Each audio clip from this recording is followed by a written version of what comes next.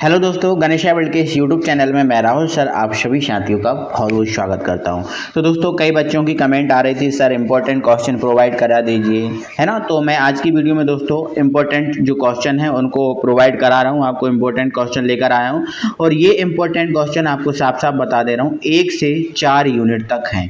1 से 4 यूनिट तक के ये इंपॉर्टेंट क्वेश्चन हैं, ठीक है। और ये इंपॉर्टेंट एग्जाम के लिए बहुत ज़्यादा महत्वपूर्ण है, ठीक है। तो ये इंपॉर्टेंट क्वेश्चन जो दोस्तों है ना, हम इनको कवर कर लेते हैं। तो सबसे पहले दोस्तों हम जो आपका चैप्टर नंबर 1 है, इस चैप्टर नंबर 1 के ऑब्जेक्ट जो इंपॉर्टेंट क्वेश्चन है वो देख लेते हैं। तो ये चैप्टर नंबर 1 है, इसके ऑब्जेक्टिव क्वेश्चन है। आपको पहला क्वेश्चन कवर करना है स्थिर अनुपात का नियम उदाहरण सहित।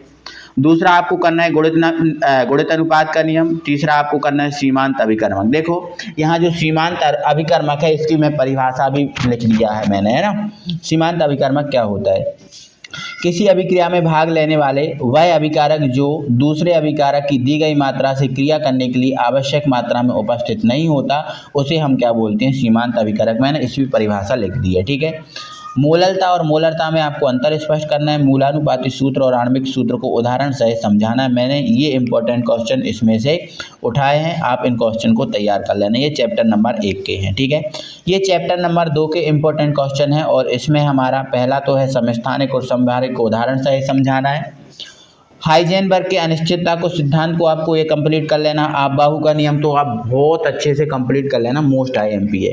N+L का नियम क्या है उदाहरण से समझाना है। क्वांटम संख्याएं कितनी प्रकार की होती हैं समझाइए, और क्वांटम संख्या है क्या ये भी बता देना।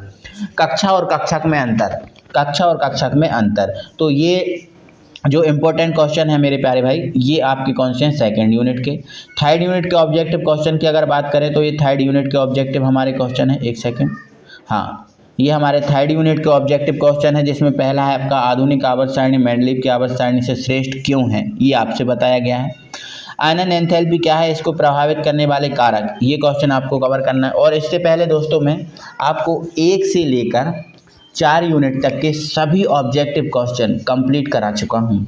सभी ऑब्जेक्टिव क्वेश्चन कंप्लीट करा चुका हूँ। उन ऑब्जेक्टिव क्वेश्चन को मैंने कल ही अपलोड की थी वीडियो, आप देख लेना। और मैं वीडियो के डिस्क्रिप्शन में लिंक भी दे दूंगा, तो आप जाकर इनको देख लेना, ठीक है। अगला, किसी तत्व का परमाणु क्रमांक 17 है। इलेक्ट्रॉनिक विन्यास के आधार पर बताइए कि यह किस स्थान पर है। डी ब्लॉक के तत्व या संक्रमण तत्व क्या है, इनकी विशेषताएं। एफ ब्लॉक के तत्व या संक्रमण तत्व क्या है, इनकी विशेषताएं।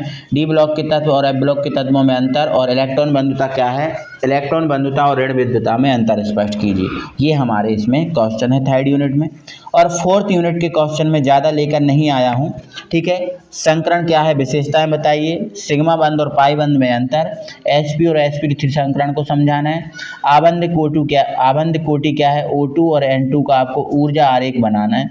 तो देखो ये ऊर्जा आरेख अगर आपने नहीं पढ़े तो देखो, अगर आपने इनमें से कोई भी क्वेश्चन नहीं पढ़ा है, ऐसा कोई क्वेश्चन है जो क्वेश्चन आपने नहीं पढ़ा, तो वो आप लिखें। हमारे जो चैनल है इसमें जो आप YouTube पे जाएं, उसमें सर्च बार में लिखें, जैसे आपको ऊर्जा आरेख समझना है तो आप लिखें ऊर्जा आरेख वाय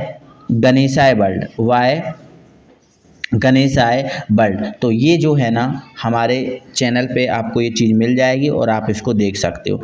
आबंधी कक्षक और प्रतिबंधी कक्षक में अंतर, ये सारा सब कुछ आपको मिल जाएगा, कोई दिक्कत नहीं है, ठीक है। तो 1 से ये 4 यूनिट तक के ऑब्जेक्ट जो इंपॉर्टेंट क्वेश्चन थे, आप लोग जो मांग रहे थे, तो मैंने सोचा कि चलो इनको प्रोवाइड करा दूँ। तो ये बहुत इंपॉर्टेंट क्वेश्चन है, आप इनको तैयार कर लेना कल के पेपर के लिए, ठीक है। चलो, तो अब थोड़ा सा आपके पास वैसे अगर देखा जाए तो आपके पास ज़्यादा समय भी नहीं है, ठीक है। आप 5 बजे पेपर दे के आ रहे हो, ठीक है, और इसके बाद फिर आपका कल फिर पेपर है, मतलब कोई गैप नहीं है पेपर में।